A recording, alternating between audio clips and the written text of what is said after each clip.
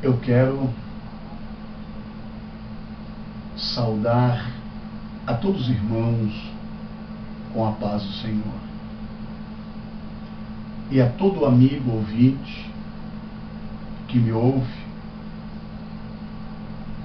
pela internet, todos os internautas.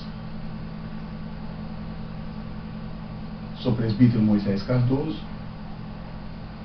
moro em Blumenau, me congrego na Igreja Assembleia de Deus, Rua João Pessoa, bairro Velha.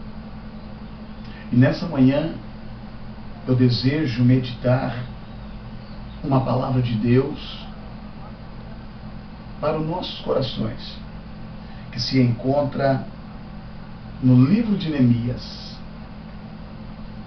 no capítulo 2 ao versículo 2 a seguir, que está escrito: O rei me disse: Por que estás triste o teu rosto, se não estás doente? Tem de ser tristeza do coração. Então temi sobremaneira e lhe respondi: Viva o rei para sempre. Como não me estaria triste o rosto, se a cidade onde estão os sepulcros de meus pais está assolada e tem as portas consumidas a fogo?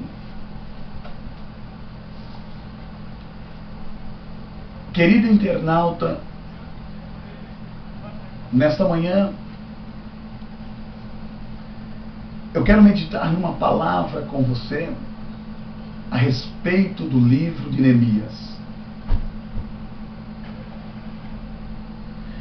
Este livro, querido internauta, ele leva-nos a uma lição, ao sacrifício, à oração e à tenacidade de Neemias.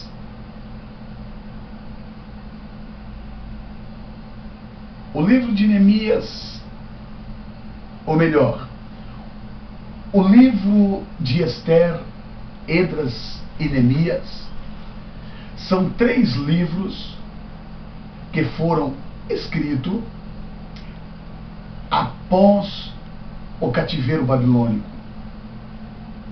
no período de 445 a.C. aproximadamente.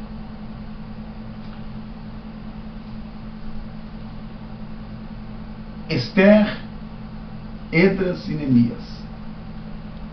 Ester, ela participou no reino do rei Assuero, como todos conhecem. E Esdras é o escriba que cuidou de escrever os livros e cuidar da lei judaica. Olhando pela uma perspectiva histórica, nós vemos que as 12 tribos de Israel, 10 foram sitiadas pela Síria, que é conhecida como a tribo do norte. Se nós olharmos para as 10 tribos, a Síria levou cativa e até hoje não se existe as 10 tribos. E a tribo de Judá, ou a tribo do sul, devido às suas desobediências, o Senhor permitiu um cativeiro de 70 anos dentro da Babilônia. Só que nesse período, após 70 anos, a Babilônia, ela foi conquistada pela Pérsia, pelo rei Ciro o Grande. O rei Ciro, ele editou um decreto para liberar esse povo de Israel que estava cativo dentro da Babilônia. na perspectiva histórica, nós vemos que o rei Ciro, ele investiu com valores, com matéria-prima, para liberar o povo de Israel que estava cativo dentro da Babilônia após 70 anos. E eu quero que o meu amigo internauta, o meu irmão na fé, entenda que houve 3 levas. A primeira se sucedeu por Zorobabel, que é o governador de Judá, e por Jesua, o sumo sacerdote. E qual foi o objetivo de Zorobabel e Jesua? O propósito de Zorobabel e Jesua foi reconstruir o templo na primeira leva. Houve 3 levas, como já mencionei. A segunda leva deu pela pessoa de Esdras. Esdras é o escriba nesse período. E Esdras, ele cuidou da lei judaica. Conta-se, os historiadores, que havia 613 mandamentos do Código de Hammurabi. 10 são os 10 mandamentos entregues por Deus a Moisés no Monte Sinai. Então vejamos bem para o nosso crescimento. O retorno liderado pelo governador Zorobabel e pelo sumo sacerdote Jesua se deu em 537 a.C. Presbítero irmão Moisés, qual foi os profetas que atuaram nesse período? Atuou Ageu e Zacarias. O irmão lembra quando Ageu exorta o povo de Israel a construir o templo? Foi nesse período em que Ageu atuou. Pois bem, vamos andando. Em 458, Esdras liderou o segundo retorno. E Neemias liderou o terceiro retorno. O propósito do terceiro retorno era para construir os muros de Jerusalém. Então vejam bem, o primeiro retorno era a construção do templo. O segundo retorno era para tratar com a vida espiritual do povo, a lei e os mandamentos. E o terceiro retorno é a reconstrução dos muros e a reconstrução das portas de Jerusalém. E o que eu quero meditar com você, meu amigo internauta e meu irmão na fé por todo esse Brasil, eu quero que você entenda que Neemias, ele liderou a construção dos muros, e segundo os historiadores, ou os teólogos, ele reconstruiu 12 portas. Porque se vocês perceberem comigo, o capítulo 1, do versículo 2, sai de Israel, sai de Jerusalém,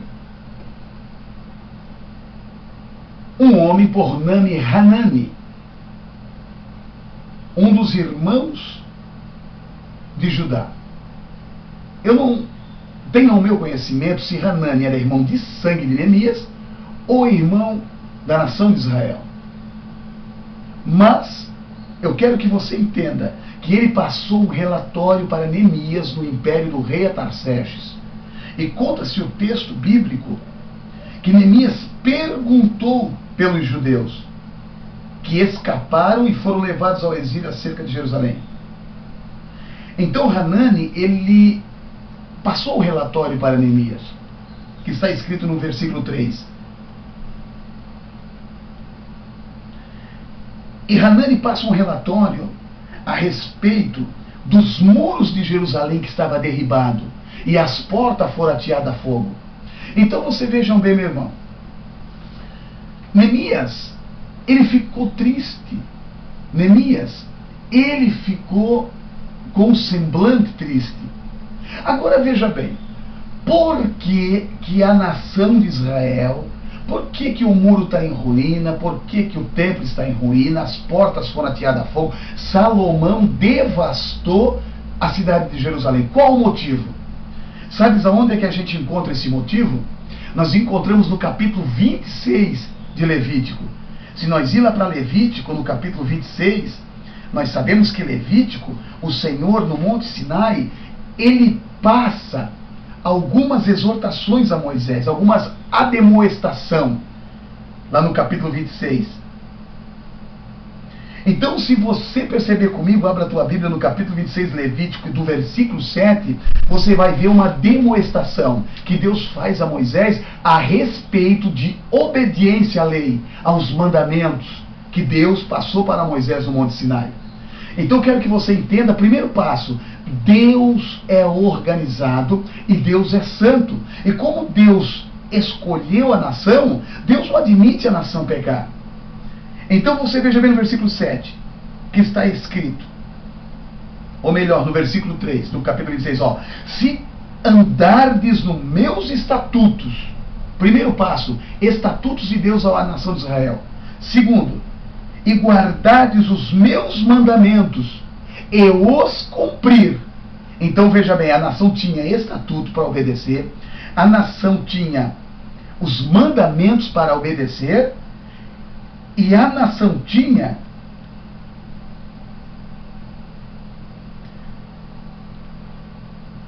toda a lei. Então quer dizer, se eles obedecem os estatutos e os mandamentos e cumprir, qual o resultado disto? O Senhor promete para eles no versículo 4, olha bem, então eu vos darei as vossas chuvas a seu tempo, e a terra dará a sua messe, e a árvore do campo seu fruto, tudo em consequência à obediência. Entende? Lembra quando Deus fez promessa a Abraão? Que Deus prometeu uma terra que mana leite e mel? Essa terra é bênção para a nação de Israel. Então aqui no capítulo 26 eu descubro isso, no versículo 5, a debulha se estenderá até a vindima, e a vindima até a sementeira, e comereis o vosso pão a fartar, e habitareis seguro em vossa terra. Primeiro, o plantio, os frutos, a nação ia ser farta, ou foi farta, na terra deles que o Senhor prometeu, mas com uma condição: obedece os meus estatutos, obedece a minha lei e cumpre, então serás abençoado na terra. No versículo 6, estabelecerei a paz na terra, deitar-vos-eis e não haverá quem o espante, farei cessar os animais nocivos da terra, e pela vossa terra não passará espada. Isso é Deus que está falando, irmãos. Isso é Deus que está falando com Moisés ali no Monte Sinai, em consequência da obediência. No versículo 7, perseguirei os vossos inimigos, e cairão a espada diante de vós. Agora veja que profundo: 5 de vós perseguirão 100 dentre vós. Você já imaginou que profundo? Você pega 5 da sua família e coloca a perseguir 100 inimigos seus, e eles fugirão da sua face, da sua presença. Presbítero irmão Moisés, mas parece meio absurdo 5 sair lutar com 100 e vai ter vitória? Vai, devido à obediência aos estatutos e aos preceitos e aos princípios da palavra do Senhor. É promessa de Deus. E se sair 100 em perseguição aos inimigos, diz a Bíblia Sagrada que cairão a espada 10.000. Já pensou? Você sair com 100 em perseguição de 10.000 e eles vão cair literalmente diante de vós. Isso é a palavra de Deus para a nação de Israel naquele período. Só que, meu querido internauta, meu querido irmão, meu querido obreiro, que juntos aprendemos essa manhã com esse texto, lamentavelmente o povo desobedece a Deus. Oh, meu Deus! Uma das desobediências do povo já começou ali no deserto, no pé do Monte Sinai, no sopé do Monte Sinai. Quando Moisés está com o Senhor aqui no monte, recebendo as tábuas da lei. Arão como líder no sopé do Monte Sinai e o povo. O povo ainda tinha entranhado no coração a idolatria, o costume, a cultura entranhada no coração. Porque eles faziam parte de uma cultura idólatra. E essa cultura era o Egito. Eles tinham marcas do Egito ainda no seu coração. E diz a Bíblia Sagrada que Deus falou para Moisés no monte: olha, o povo já está em pecado e idolatria. Lá embaixo. Moisés ficou irado com aquilo. E quando Moisés chegou embaixo no sopé do Monte Sinai, eles tinham confeccionado um bezerro de ouro. Então o povo de Israel deu muito problema para o Senhor. Esse povo incomodou muito a Deus, sendo que Deus marcou essa nação com milagres já começando dentro do Egito, através das 10 pragas, o anjo da morte, a abertura do Mar Vermelho,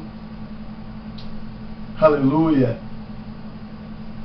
a coluna de fogo à noite, a nuvem de dia. Você já pensou? Caminhando no deserto. Eles questionaram Moisés, que queriam carne e sentiram saudade dos legumes do Egito. O Senhor mandou maná dos céus, o Senhor mandou codorna,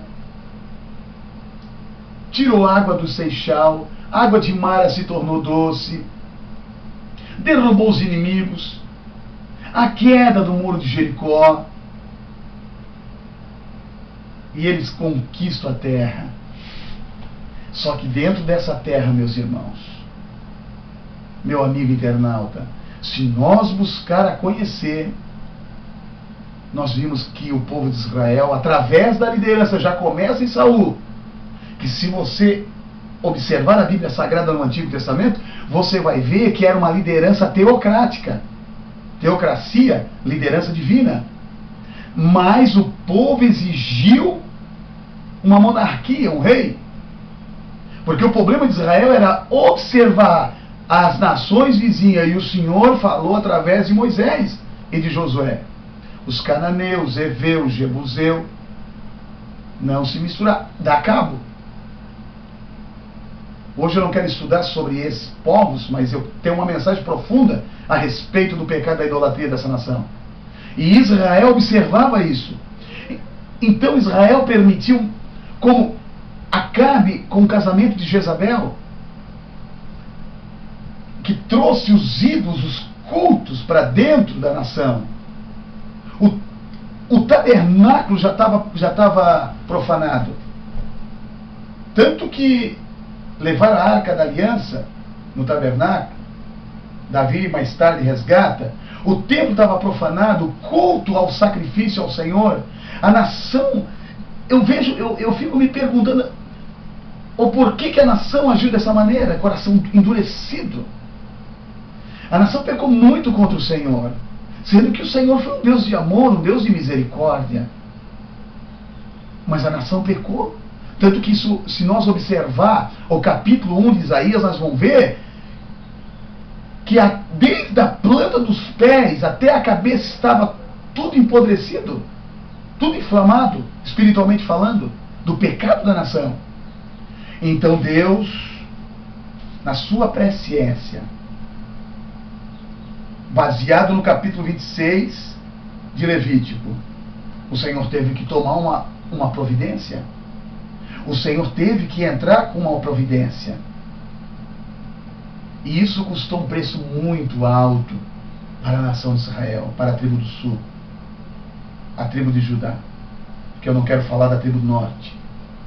Se você vê, Deus levanta o profeta Jeremias exortando, pois a dureza da liderança de Israel lançaram Jeremias no calabouço, como é de conhecimento da Igreja Assembleia de Deus no Brasil. Jeremias foi humilhado, perseguido, sendo que as suas profecias eram autênticas. Lembro-me quando Jeremias se pôs diante do templo em Jerusalém e profetizou contra o sumo sacerdote a respeito do sacrifício que estava profanado.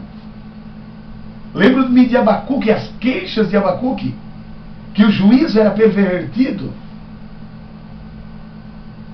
Se nós olhar para os profetas, nós vamos ver que Deus sempre levantou alguém para exaltar o povo, mas o povo continuou com o coração endurecido.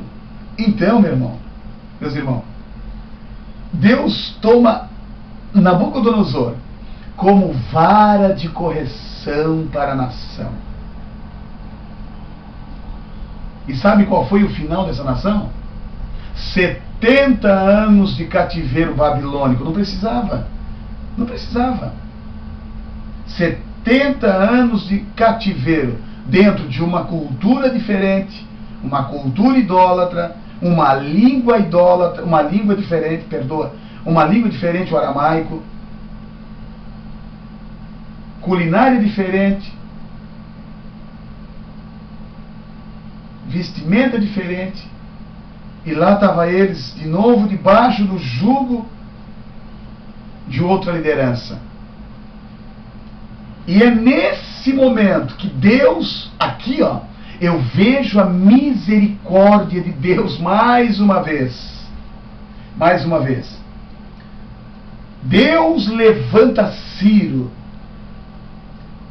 Ciro, o imperador persa.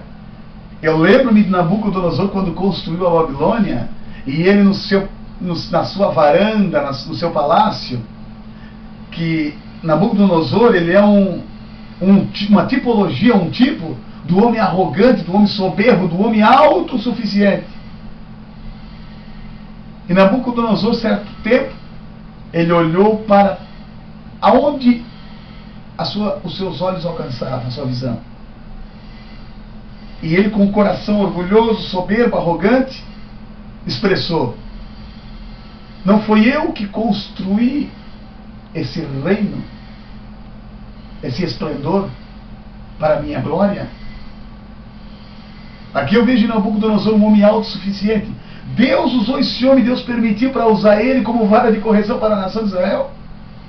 Não sabia Nabucodonosor que o dele estava guardado. Porque Deus está no trono, meu irmão. Nesse mundo, as nações, as lideranças, os homens, em toda a história, em todas as épocas, Deus está no trono e Deus não tem pressa de corrigir o mundo.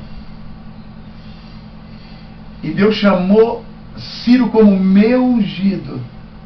Primeiro Deus usa Nabucodonosor como vara de correção para quebrar a nação. Agora Deus usa o rei Ciro, o imperador Ciro, para liberar a nação de novo para a sua terra. E Ciro investiu financeiramente neles. Ciro permitiu um decreto de liberação a eles, abençoou eles com matéria-prima, e é nesse período que Zorobabel e Jesua vêm com a primeira leva, e Esdras com a segunda, e Neemias com a terceira. Aqui que eu quero tirar uma lição espiritual para a minha e a tua vida. Neemias, ele era o copeiro do rei Atarxerxes, ou Xerxes. E quando Neemias recebe de Hanani o relatório, Neemias se sente afligido, se sente triste. E diz no capítulo 2, do versículo 2 de Neemias, o rei chamou Neemias à presença e disse: Neemias, por que você está triste? O teu rosto,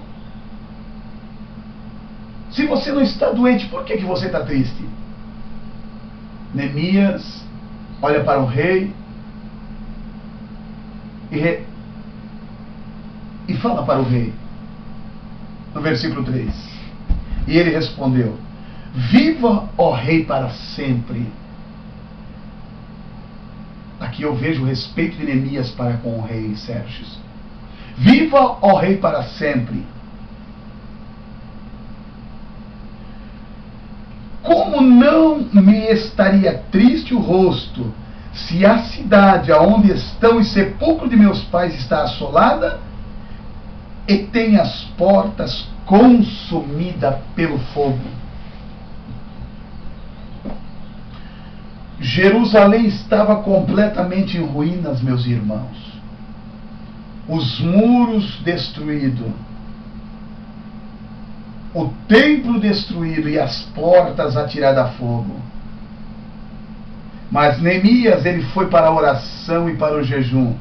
E Deus, o Senhor, colocou um desejo no coração de Neemias para ir até Jerusalém reconstruir os muros e as portas. E houve um diálogo entre o rei e Neemias. Para nós andar um pouco mais rápido, o rei liberou Neemias carta para as províncias, para Neemias ir para essa viagem. Segundo os historiadores, aproximadamente uns 1.600 quilômetros.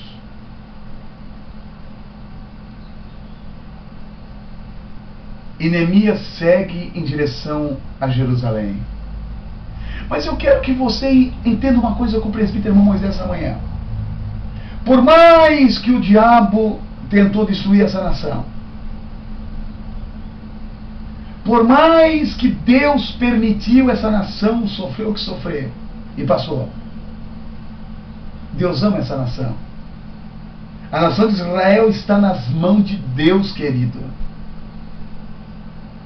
Por trás de Neemias, por trás de Ciro, por trás de Zorobabel, eu vejo Deus trabalhando.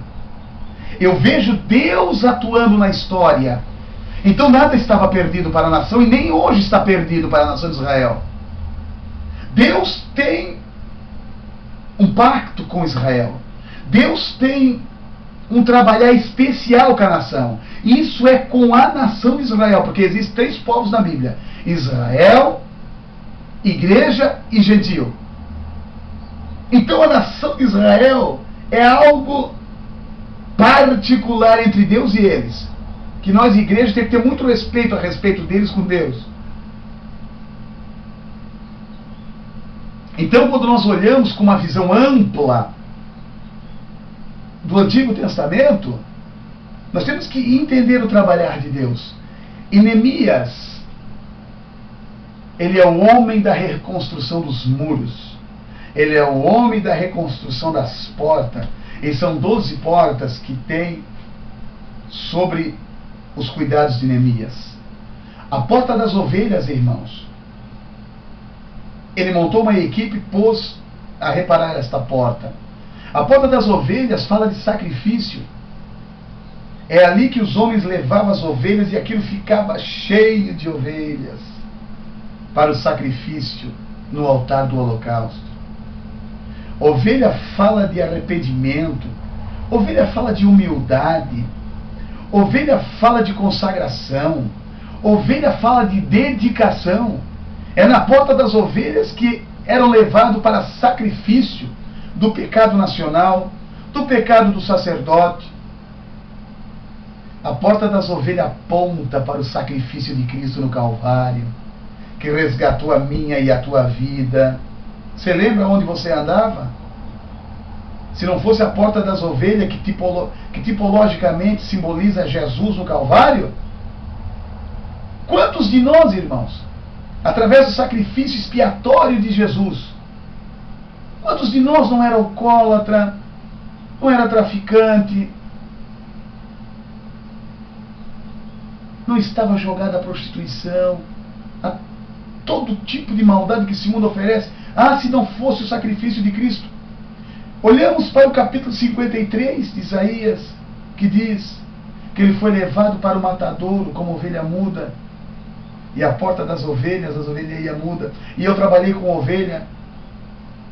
Nós tínhamos sobre os nossos cuidados 160 ovelhas. E pensa num animal simples e humilde. Por isso que o cristão, ele é um tipo de ovelha.